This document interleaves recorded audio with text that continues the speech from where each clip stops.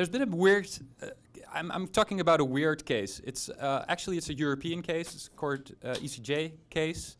It originated from Germany. It's about pricing. So here we go.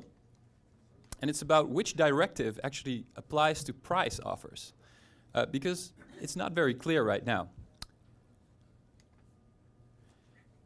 This is the case concerned. Citroën ZLW. I'm sure Søren knows what that means. Søren, can you speak up? ZLW, please. Okay, well, thank you, Søren. ZLW is a German consumer organization, and they had a case against it. Okay, so it concerned an ad in a local German newspaper. The ad mentions the price of a Citroën with a disclosure, with a start reversed to a disclosure in the ad, price plus transfer costs of 790 euros, and that amount is non-optional. It concerns transport costs from the manufacturer to a dealer. The Bundesgerichtshof asked questions to the ECJ. Is an advertisement in which a price is mentioned an offer in the meaning of the product pricing directive, people?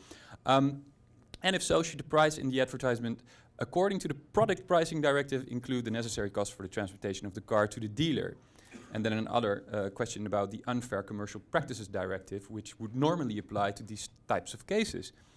Now, this is the applicability of the product pricing directive. The purpose of this directive is to stipulate indication of the selling price and the price per unit of measurement of products offered by traders to consumers in order to improve consumer information and to facilitate comparison of prices.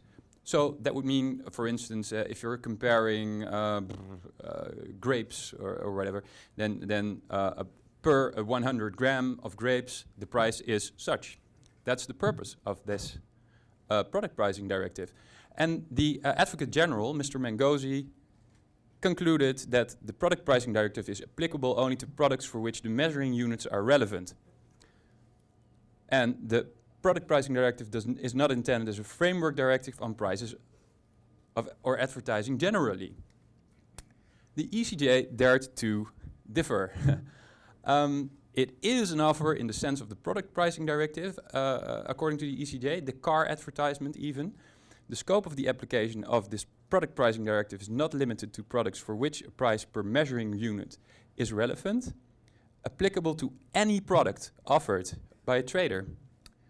And the unfair commercial practices directive is not applicable when the product pricing directive applies.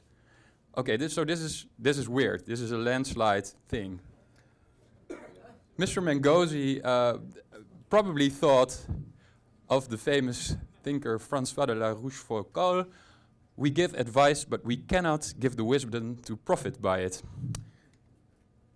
What are the consequences? Price indications in advertising assessed on the basis of the product placing directive now, not the UCPD, the Unfair Commercial Practices Directive, as far as the obligation to provide a final selling price is concerned. That's the limited scope. Price offers for services do not fall under the scope of the product placing directive, so are judged on another basis. There's a slightly stricter regime now for products because the product placing directive is slightly stricter. There's unclarity as to there is a requirement to state a price in product ads because the product pricing directive says you should. And generally speaking, unclarity and a lawyer's paradise. Thank you.